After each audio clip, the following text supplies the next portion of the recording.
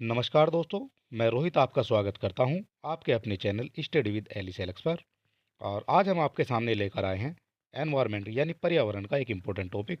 और पर्यावरण का जो टॉपिक है ये हो जाएगा आपका ओजोन परत से संबंधित। ओजोन परत से जो भी इंपॉर्टेंट क्वेश्चन बनते हैं वो सब एक ही वीडियो में आपको मिल जाएंगे। इससे बाहर आपको क्वेश्चन नहीं मिलेंगे। तो चलिए दोस्तों, देर ना करते हुए शुरू कर लेते हैं आज की हमारी वीडियो। और ये हो जाएगा हमारा आज का पहला क्वेश्चन, और ये हो जाएगा आपका ओजोन परत से संबंधित। तो बात कर लेते हैं पहले क्वेश्चन की। सूर्य के प्रकाश से पराबैंगनी विकिरण अभिक्रिया निम्न में से क्या पैदा करती है? आपको बताना है क्या पैदा करती है।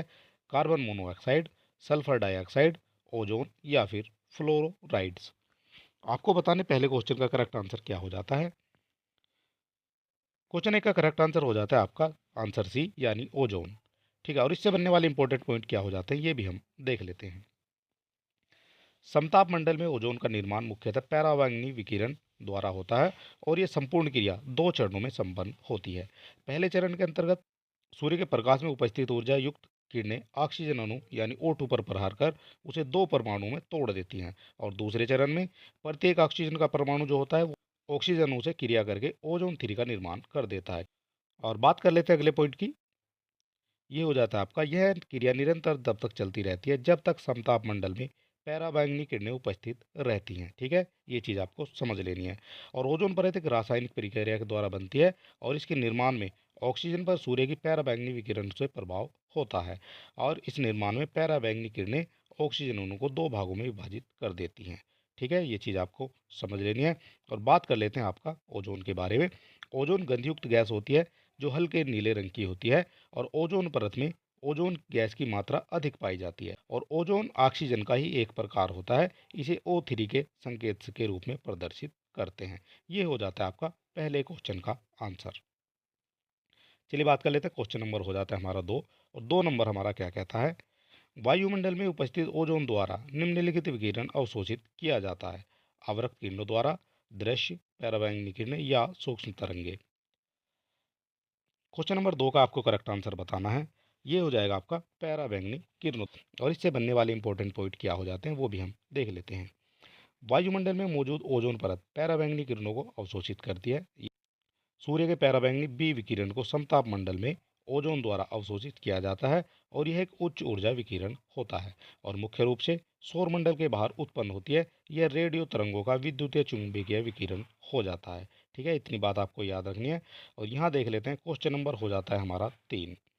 ओजोन बायोस्फीयर को बचाती है। ओजोन बायोस्फीयर को किससे बचाती है? इंफ्रारेड किरणों से, अल्ट्रावायलेट किरणों से, एक्स किरणों से या गामा किरणों से। क्वेश्चन नंबर हो जाता है हमारा 3, और 3 नंबर का जो करेक्ट आंसर है ये हो जाता है आपका सूर्य की अल्ट्रावायलेट किरणों से, और जिनको आप यूवी रेज भी कहते हैं। ठीक है, ये चीज़ आपको याद रखनी है। बात कर लेते हैं, क्वेश्चन नंबर हो जाता है हमारा 4। वायुमंडल में उपस्थित ओजोन परत अवशोषित करती है।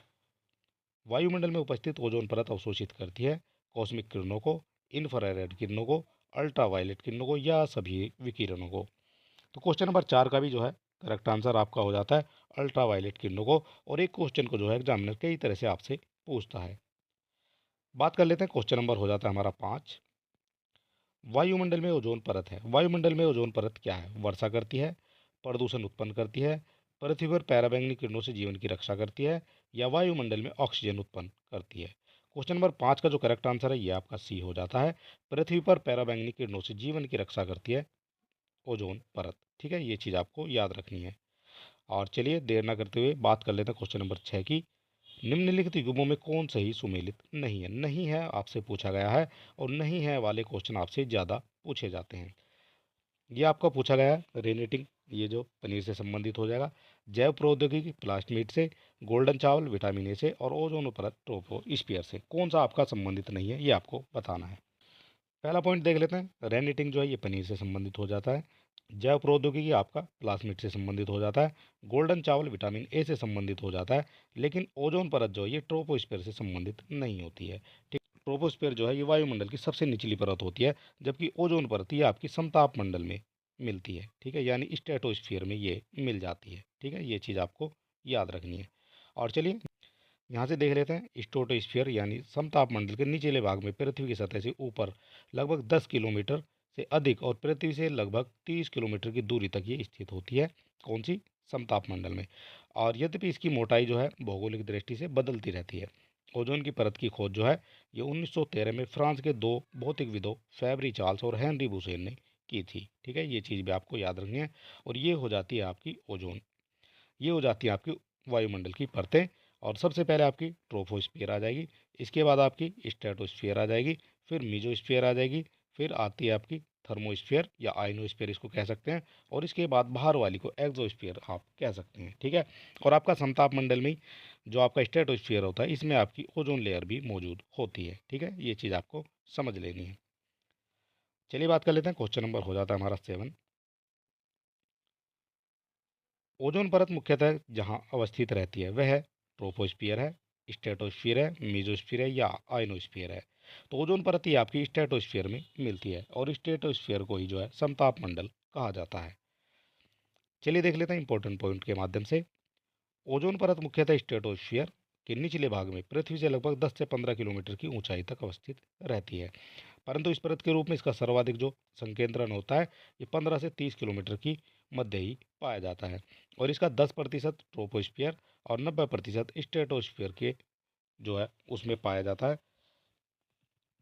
90% स्ट्रेटोस्फियर में पाया जाता है। और यह परत सूर्य की हानिकारक पैरामैग्नेटिक किरणों को पृथ्वी पर आने से रोकती है। ठीक है, कौन सी किरणें होती है? यूवी किरणें होती है, यूवी रेज इनको कहा जाता है। क्वेश्चन नंबर हो जाता है हमारा 8। ओजोन परत अवस्थित है, ये भी आपसे क्वेश्चन वही है और ये जो है अलग एग्जाम में आपसे पूछा गया है। तो इसका भी आंसर हो जाएगा आपका समताप मंडल। ओजोन परत आपकी समताप मंडल में मिलती है। और चलिए बात कर लेते हैं, अगला पॉइंट हमारा क्या हो जाएगा। निम्न में से किसमें ओजोन की सर्वाधिक सांद्रता मिलती है? ओजोन की सर्वाधिक सांद्रता कहाँ मिलती है? ट्रोपोस्फियर में, मीजोस्फियर में, स्ट्रेटोस्फियर में या एक्सोस्फियर में? क्वेश्चन नंबर 9 का जो करेक्ट आंसर ये आपका स्ट्रेटोस्फियर हो जाता है और स्ट्रेटोस्फियर को ही समताप मंडल कहा जाता है। क्वेश्चन आपसे जो है हर बार ये परीक्षा में पूछा जाता है। और चलिए बात कर लेते हैं इससे संबंधित। वायुमंडल की निचली परत जो क्षोभ मंडल द्वारा ट्रोपोस्फियर इसको कहा जाता है और इसके ऊपर क्रमशः स्ट्रेटोस्फियर, मीजोस्फियर, एक्सोस्फियर ये जो है आते हैं। और ओजोन की सर्वाधिक सांद्रता ये आपकी समताप मंडल में ही देखने को मिलती है। इतनी बात भी आपको याद रखनी है ओजोन परत से। और ओजोन परत से आपके हर बार जो है एक क्वेश्चन आपका बनता है। ओजोन परत पृथ्वी से करीब कितनी ऊंचाई पर स्थित है? ओजोन परत कितनी ऊंचाई पर स्थित है? 50 किलोमीटर, 300 किलोमीटर, 2000 किलोमीटर या आपकी 20 किलोमीटर? तो ओजोन परत की जो ऊंचाई है आपकी 10 से लेकर 30 किलोमीटर तक होती है। तो इसका जो एवरेज आएगा वो आ जाएगा आपका 20 किलोमीटर। क्वेश्चन नंबर 10 का करेक्ट आंसर हो जाता है डी। 20 किलोमीटर तक जो है आपकी ओजोन परत पाई जाती है। ओजोन परत का मुख्य भाग समताप मंडल में मुख्यतः पृथ्वी की सतह से 15 से 30 किलोमीटर की ऊंचाई के मध्य पाया जाता है। और पृथ्वी के ऊपर इसकी सघनता मौसम एवं अन्य भौगोलिक कारकों पर निर्भर करती है। और एवरेज की बात करेंगे तो ये आपका 20 किलोमीटर तक ये हो जाएगी। चलिए बात कर लेते हैं, क्वेश्चन नंबर हो जाता है हमारा 11।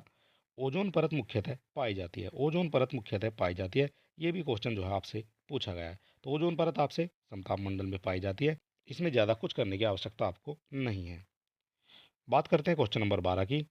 निम्नलिखित में से कौन सी परत सममंडल में सम्मिलित नहीं है? सममंडल से सम्मिलित कौन सी परत नहीं है ये आपको बताना है। क्वेश्चन नंबर 12 का जो करेक्ट आंसर है ये हो जाता है आपका ए। आयन मंडल से संबंधित नहीं होती है, क्षोभ मंडल से भी संबंधित होती है, समताप मंडल से भी और आपकी मध्य मंडल से भी, लेकिन आयन मंडल से ये संबंधित नहीं होती है। और यहाँ बात कर लेते हैं, सममंडल जो है ये रासायनिक संगठन से एक समानता की विशेषता रखता है और इसके अंतर्गत तीन परतें आती हैं, क्षोभ मंडल, मध्य मंडल और आपका समताप मंडल। ठीक है, और जबकि आयन मंडल इसमें सम्मिलित नहीं होता है, ये भी बात आपको याद रखनी है। और अगर अभी तक आपने हमारे चैनल को सब्सक्राइब नहीं किया है तो आप सब्सक्राइब कर सकते हैं, वीडियो को अपने दोस्तों में भी शेयर कर सकते हैं। और चलिए बात कर लेते हैं, क्वेश्चन नंबर हो जाता है हमारा 13। इनमें से कौन क्लोरोफ्लोरोकार्बन के लिए सत्य नहीं है? सत्य नहीं है ये आपको बताना है। यह प्रशीतकों के रूप में प्रयोग में लाई जाती है और यह ग्रीन हाउस प्रभाव में योगदान देती है। वह समताप मंडल में ओजोन घटाने में उत्तरदायी है या यह निचले वायुमंडल में अक्रियाशील है? क्वेश्चन नंबर 13 का आपको करेक्ट आंसर बताना है, ये क्या हो जाता है? तो आपको बताना है जोन सी आपकी सत्य नहीं है। तो सबसे पहले ये प्रशीतकों के रूप में प्रयोग की जाती है, ये आपका करेक्ट हो जाता है क्योंकि फ्रिज और एसी में जो है इसको फिल किया जाता है। दूसरी बात करते हैं ग्रीन हाउस प्रभाव में योगदान देती है और यह समताप मंडल में ओजोन घटाने में उत्तरदायी है। ओजोन घटाने में उत्तरदायी है, ये भी आपके लिए सही हो जाएगा क्योंकि ओजोन का जो सबसे ज़्यादा जो क्षरण हो रहा है वो सीएफसी के द्वारा यानी क्लोरोफ्लोरोकार्बन के द्वारा ही हो रहा है। ठीक है, और ये निचले वायुमंडल में अक्रियाशील है, ये निचले वायुमंडल में अक्रियाशील है। अक्रियाशील यानी निचले वायुमंडल में ये नहीं है, ये निचले से ऊपरे वाले में हो जाती है। सबसे नीचे आपका जो होता है वो आपका ट्रोपोस्फियर हो जाता है, इसके ऊपर आपका स्ट्रेटोस्फियर हो जाता है। तो ये जो है स्ट्रेटोस्फियर में आपको मिलती है। ठीक है, तो निचले वाले में ये अक्रियाशील हो जाती है। इतनी बात आपको समझ लेनी है। तो 13 का जो करेक्ट आंसर है ये हो जाता है आपका बी। बात कर लेते हैं जलवाष्प और कार्बन डाइऑक्साइड में। जलवाष्प और कार्बन डाइऑक्साइड दो प्रमुख ग्रीन हाउस गैसें होती हैं और अन्य ग्रीन हाउस गैसें कौन सी होती हैं? जो मुख्य हैं होती हैं वो तो आपकी दो ही होती हैं। इसके बाद ग्रीन हाउस गैसों में मीथेन, ओजोन, सीएफसी और नाइट्रस ऑक्साइड ये शामिल होती हैं, जबकि सीएफसी क्लोरीन, फ्लोरीन और कार्बन के मानव निर्मित यौगिक होते हैं। ठीक है, और यह रासायनिक ग्रीन हाउस प्रभाव में योगदान देने के साथ साथ ओजोन परत की ओजोन गैस से अभिक्रिया करके ओजोन को ऑक्सीजन के रूप में विघटित भी कर देते हैं, जिससे ओजोन परत का क्षरण हो जाता है। ठीक है, ये चीज़ आपको याद रखनी है। और चलिए बात कर लेते हैं, क्वेश्चन नंबर हो जाता है हमारा 14। निम्न में से कौन सा तंत्र सुमेलित नहीं है? कौन सा तंत्र सुमेलित नहीं है ये आपको बताना है। और क्वेश्चन नंबर हो जाता है हमारा 14। कार्बन डाइऑक्साइड ये आपकी थर्मल पावर से संबंधित हो जाती है। ठीक है, और क्लोरोफ्लोरोकार्बन ये आपकी ऑटोमोबाइल से संबंधित नहीं होती है। नाइट्रस ऑक्साइड जल धान के खेत से संबंधित हो जाती है और सल्फर डाइऑक्साइड ये ईंट के भट्टे से संबंधित हो जाती है। इस हिसाब से इसका जो करेक्ट आंसर है वो हो जाता है आपका बी। क्लोरोफ्लोरोकार्बन ये ऑटोमोबाइल से संबंधित नहीं होती है। जब ये ऑटोमोबाइल से संबंधित नहीं है तो ये किससे संबंधित हो जाती है ये भी हम देख लेते हैं। बात करते हैं क्लोरोफ्लोरोकार्बन की। इसका जो उपयोग है एरोसोल स्प्रे, रेफ्रिजरेटर, फोम के लिए ब्लोइंग एजेंट, पैकिंग सामग्री, सोलवेंट के रूप में और रेफ्रिजरेटर के रूप में भी, प्रशीतक के रूप में भी इसका प्रयोग जो है किया जाता है। ठीक है, प्रशीतक के रूप में इसका प्रयोग किया जाता है, ये भी आपको याद रखना है। बात कर लेते हैं, क्वेश्चन नंबर हो जाता है हमारा 15। ओजोन क्षेत्र के लिए कौन उत्तरदायी है? कौन उत्तरदायी है ओजोन क्षेत्र के लिए?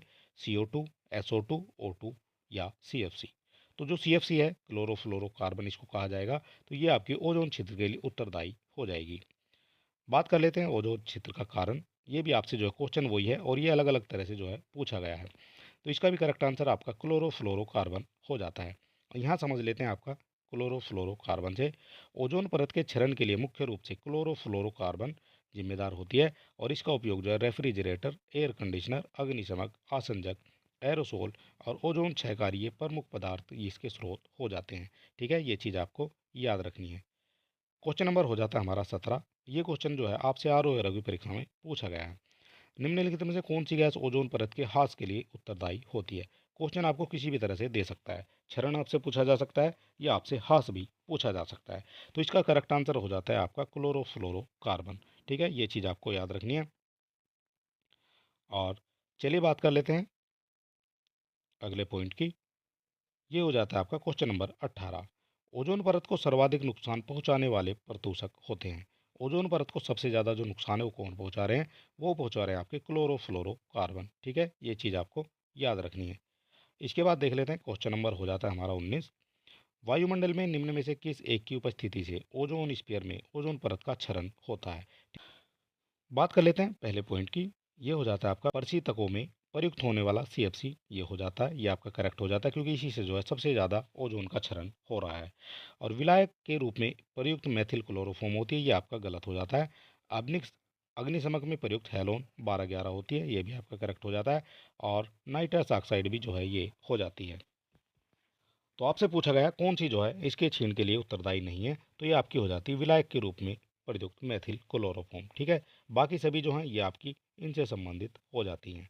ये चीज़ आपको याद रखनी है। और यहाँ बात कर लेते हैं इसके इंपॉर्टेंट पॉइंट की। वायुमंडल में विद्यमान ओजोन परत सूर्य से आने वाली हानिकारक पराबैंगनी किरणों को रोकने का कार्य करती है और इससे पृथ्वी पर जीवन की सुरक्षा होती है। और ओजोन परत की क्षीणता के लिए उत्तरदायी गैसें होती हैं CFC, halogen, nitrous oxide, trichloroethylene, halon 1211 और 1301 ये होती हैं। ठीक है, ये चीज़ भी आपको याद रखनी है। इसकी क्षीणता के लिए ये सारी गैसें जो हैं उत्तरदायी हो जाती हैं। चलिए बात कर लेते हैं क्वेश्चन नंबर हो जाता है हमारा 22। और निम्न ग्रीन हाउस गैसों में कौन सी ऐसी है जिसके द्वारा ट्रोपोस्फीयर में ओजोन प्रदूषण नहीं होता है? किसके द्वारा जो है ओजोन प्रदूषण नहीं होता है, ये आपको बताना है। और यहाँ बात कर लेते हैं क्वेश्चन नंबर 22 का जो करेक्ट आंसर है ये हो जाता है आपका कार्बन डाइऑक्साइड। कार्बन डाइऑक्साइड के द्वारा जो कार्बन डाइऑक्साइड के द्वारा ट्रोपोस्फीयर में ओजोन प्रदूषण नहीं होता है और बाकी सबके द्वारा होता है। और इससे बनने वाले जो इंपॉर्टेंट पॉइंट है वो भी हम समझ लेते हैं। ट्रोपोस्फीयर में ओजोन प्रदूषण के लिए उत्तरदायी जो ग्रीन हाउस गैस हैं उनमें जलवाष्प हो जाएगी, कार्बन डाइऑक्साइड हो जाएगी, मीथेन, ओजोन, नाइट्रस ऑक्साइड और क्लोरोफ्लोरोकार्बन हो जाती है। ठीक है। और यहाँ जो ऑप्शन में दी हुई हैं ये आपको जो है केवल कार्बन डाइऑक्साइड आपकी अलग हो जाती है। ठीक है। इस हिसाब से आप कह सकते हैं आपका जो करेक्ट आंसर है ये आपका बी हो जाता है। बात करते हैं क्वेश्चन नंबर 23 की। ओजोन छिद्र का निर्माण सहायक ओजोन क्षेत्र का निर्माण सर्वाधिक है, ये कहाँ है? भारत के ऊपर, अफ्रीका के ऊपर, अंटार्कटिका के ऊपर या आपका यूरोप के ऊपर? ये भी आपसे क्वेश्चन पूछा गया क्वेश्चन है। ओजोन क्षेत्र का निर्माण सर्वाधिक ये आपका अंटार्कटिका के ऊपर हो जाता है। ठीक है, ये चीज़ आपको याद रखनी है। और यहाँ हम समझ लेते हैं इसके बारे में। नासा के मुताबिक ओजोन परत छेद सबसे पहले 1980 के दशक में शुरुआत में देखा गया था और आकार में सबसे बड़ा जो है 2006 में हो गया था। ठीक है। और 19 के दशक में जो है 1980 के दशक में वसंत में अंटार्कटिका में ओजोन क्षेत्र दिखाई दिया था। ठीक है, ये चीज़ भी आपको याद रखनी है। और ये हो जाती हैं उनकी स्थितियाँ कब कब ये दिखाई दिया है। 2014 में इस तरह से, 15 में, 16 में, 17 में, 2018 में और 2019 में भी आप स्थिति देख सकते हैं। ठीक है। और ये जो है सभी मनुष्यों के लिए खतरे की घंटी हो जाती है। चलिए बात कर लेते हैं। क्वेश्चन नंबर हो जाता है हमारा 24। फ्रिजों में कौन सी गैस भरी जाती है? फ्रिजों में कौन सी गैस भरी जाती है ये आपको बताना है। क्वेश्चन नंबर 24 का जो करेक्ट आंसर है ये हो जाता है आपका मैफ्रोन। मैफ्रोन गैस जो है ये फ्रिजों में भरी जाती है। और फ्रिजों में प्रशीतक के रूप में भरी जाने वाली गैसों का विपणन सामान्यतः मैफ्रोन ब्रांड के नाम से किया जाता है। और ये सामान्यतः हेलोनिक हाइड्रोकार्बन होते हैं। और फ्रिज में जो है फ्रियोन ये भी भरी जाती है। और क्लोरोफ्लोरोकार्बन इसको जो है फ्रियोन भी कहा जाता है। ठीक है, ये भी बात आपको याद रखनी है। CFC को ही जो है फ्रोन कह सकते हैं। और एयर कंडीशनर जो आपके एयर कंडीशनर होते हैं उनमें और रेफ्रिजरेटर दोनों में यही गैस भरी जाती है। ठीक है, ये चीज़ आपको याद रखनी है। चलिए बात कर लेते हैं। क्वेश्चन नंबर हो जाता है हमारा 25। निम्न में से किसने तिब्बत पठार के ऊपर वर्ष 2005 में ओजोन आभा मंडल और या ओजोन हैलो का पता लगाया था? किसने पता लगाया था ये आपको बताना है। M मेलिना ने, जोसेफ फरमान ने, GW कैटमूर ने या मार्क रेक्स ने? क्वेश्चन नंबर 25 हो जाता है और 25 का करेक्ट आंसर क्या है ये आपको बताना है। और क्वेश्चन नंबर 25 का जो करेक्ट आंसर है ये हो जाता है आपका GW कैंट मूर ने। ठीक है, ये हम आपको पहले बता चुके हैं। और बात कर लेते हैं इससे बनने वाले इंपॉर्टेंट पॉइंट की।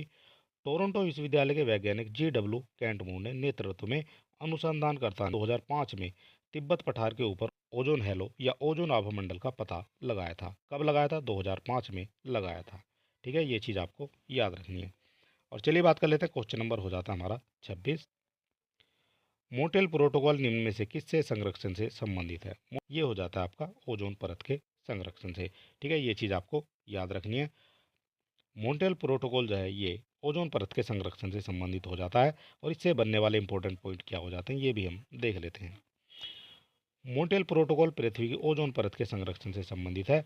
और ये वियना संधि का एक प्रोटोकॉल है जिसका उद्देश्य ओजोन परत का जो क्षय करने वाले पदार्थों यानी CFC आदि को प्रयोग से हटाना होता है।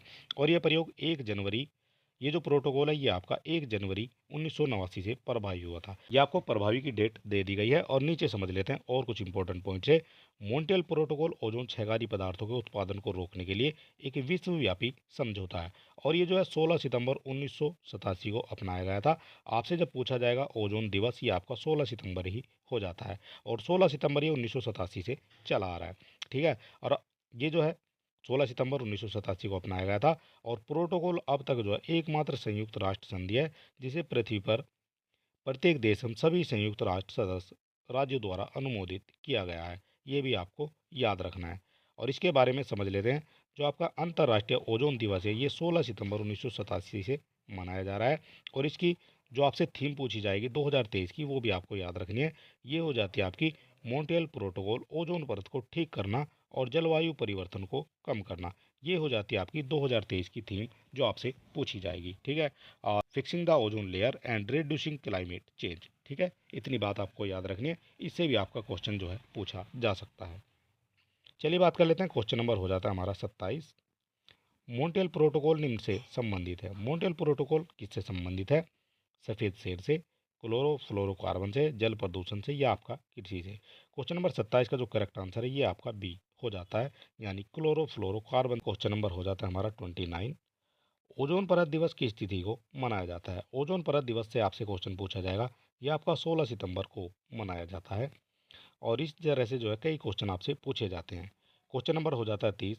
अंतर्राष्ट्रीय ओजोन दिवस कब मनाया जाता है? क्वेश्चन को जो है बदल बदल कर आपसे पूछा जाएगा, लेकिन आंसर आपका एक ही रहेगा, 16 सितंबर। ठीक है, लैंग्वेज बदल के जो है एग्जामिनर आपसे पूछता है। बात कर लेते हैं क्वेश्चन नंबर 31 की। निम्न में से कौन सा युग्म सुमेलित नहीं है? कौन सा युग्म सुमेलित नहीं है ये आपको बताना है। सबसे पहले बात कर लेते हैं ओजोन से संबंधित। तो ओजोन जो है ये आपका क्लोरोफ्लोरो से संबंधित हो जाती है। अम्ल वर्षा आपकी नाइट्रिक एसिड से संबंधित नहीं होती है, ये हो जाती है आपकी सल्फर डाइऑक्साइड से। ठीक है, और रॉकेट ईंधन की बात करते हैं, आपका केरोसिन तेल से संबंधित हो जाता है। ग्रीन हाउस प्रभाव जो है कार्बन डाइऑक्साइड से संबंधित हो जाता है। ठीक है, इस तरह से आप कह सकते हैं क्वेश्चन नंबर 31 का जो करेक्ट आंसर है ये आपका अम्ल वर्षा हो जाता है, क्योंकि आपसे सुमेलित नहीं है, पूछा गया है। और बात कर लेते हैं इससे संबंधित। ओजोन अवक्षय का जो मुख्य कारण क्लोरोफ्लोरोकार्बन है, और अम्ल वर्षा के कारणों में सल्फर डाइऑक्साइड, नाइट्रोजन के ऑक्साइड या नाइट्रस एसिड जो है ये शामिल। ठीक है, ये चीज़ भी आपको याद रखनी है। बात कर लेते हैं क्वेश्चन नंबर 32 की। सूर्य से आने वाला हानिकारक पैराबैंगनी विकिरण का कारण हो सकता है। इसका क्या कारण हो सकता है? यकृत कैंसर, मस्तिष्क कैंसर, मुख्य कैंसर, या आपका त्वचीय कैंसर। तो क्वेश्चन नंबर 32 का जो करेक्ट आंसर ये आपका डी हो जाता है। सूर्य से आने वाला जो हानिकारक पैराबैंगनी किरणें होती हैं उससे त्वचा का कैंसर हो सकता है। और इससे बनने वाले इंपॉर्टेंट पॉइंट क्या हो जाते हैं? पैराबैंगनी प्रकाश या यूवी किरणों के संपर्क में आने से त्वचा का कैंसर हो सकता है, और अंधापन जैसी बीमारियां भी हो सकती हैं। ठीक है, ये चीज़ आपको याद रखनी है। और चलिए बात कर लेते हैं, क्वेश्चन नंबर हो जाता है हमारा 33, और ये कथन और कारण से क्वेश्चन है। ओजोन जैविक जीवन के लिए परम आवश्यक है, ये आपका करेक्ट हो जाता है। ओजोन परत नहीं होगी तो मनुष्य को जो है कई तरह की बीमारियों का सामना करना पड़ सकता है। ठीक है, ये चीज़ आपको याद रखनी है। और इसका कारण देख लेते हैं। ओजोन परत पृथ्वी को उच्च ऊर्जा विकिरण से संरक्षित करती है, ये भी आपका करेक्ट हो जाता है। ओजोन परत जो है पृथ्वी को उच्च ऊर्जा विकिरण से संरक्षित करती है, और इस हिसाब से आप कह सकते हैं कथन और कारण आपके दोनों सही हो जाते हैं, और कारण जो है ये आपका सही व्याख्या हो जाती है ए की। ठीक है, इस हिसाब से आपका क्वेश्चन नंबर 33 का करेक्ट आंसर हो जाता है ए। ठीक है, ए और आर दोनों सही हैं, और आर जो है ए की सही व्याख्या हो जाती है। ठीक है, ये चीज़ भी आपको याद रखनी है। और चलिए समझ लेते हैं इसके बारे में। ओजोन परत सूर्य की उच्च आवृत्ति के पैराबैंगनी प्रकाश की 93-99% मात्रा अवशोषित करती है, और जो पृथ्वी पर जीवन के लिए हानिकारक होती है। और ओजोन परत के अभाव में इस पृथ्वी पर सूर्य की जो पैराबैंगनी किरणें हैं जो आपका जैविक जीवन को अत्यधिक क्षति पहुंचा सकती है। और इस दृष्टि से कथन और कारण दोनों सही हो जाते हैं, और ये जो है इसकी सही व्याख्या भी हो जाती है। ठीक, जो आपकी 93 से 99% जो है इसको जो है ये अवशोषित करती है, ये भी आपको बात याद रखनी है। और पृथ्वी पर जो है मात्र लगभग जो है 7 से 8% जो किरणें हैं वो ही आ पाती हैं सूर्य की। ठीक है, ये चीज़ आपको याद रखनी है। चलिए बात कर लेते हैं, क्वेश्चन नंबर हो जाता है हमारा 34। वैज्ञानिकों की निम्न टीमों में किसने सर्वप्रथम अंटार्कटिका के ऊपर ओजोन छिद्र का पता लगाया है? रूसी टीम ने, जर्मन टीम ने, अमेरिकी टीम ने, या आपका ब्रिटिश टीम ने। क्वेश्चन नंबर हो जाता है हमारा 34, और 34 का जो करेक्ट आंसर है वो क्या हो जाता है ये हम समझ लेते हैं। क्वेश्चन नंबर 34 का करेक्ट आंसर हो जाता है आपका ब्रिटिश टीम ने। और इससे बनने वाले जो आपके इंपॉर्टेंट पॉइंट है वो क्या हो जाते हैं ये भी हम देख लेते हैं। अंटार्कटिक ओजोन क्षेत्र की खोज 1985 में की गई थी, और ब्रिटिश अंटार्कटिक सर्वेक्षण के वैज्ञानिकों फार्मन, गार्डिनर, संकलिन ने जो है इसकी खोज की थी। ठीक है, कौन थे ये थे आपके ब्रिटिश टीम। और ये जो है ब्रिटिश अंटार्कटिक सर्वेक्षण के वैज्ञानिक हो जाते हैं। ठीक है, इतनी बात आपको याद रखनी है। और चलिए दोस्तों, आज का हमारा वीडियो समाप्त होता है। अगर अभी तक आपने हमारे चैनल को सब्सक्राइब नहीं किया तो सब्सक्राइब कर सकते हैं, और इससे पहले वीडियो अगर आपने नहीं देखे तो आप हमारे चैनल पर जाएंगे, विजिट करेंगे, वहाँ आपको टॉपिक वाइज सभी वीडियो मिल जाएंगे। तो चलिए दोस्तों, मिलते हैं नेक्स्ट वीडियो में, और तब तक के लिए नमस्कार।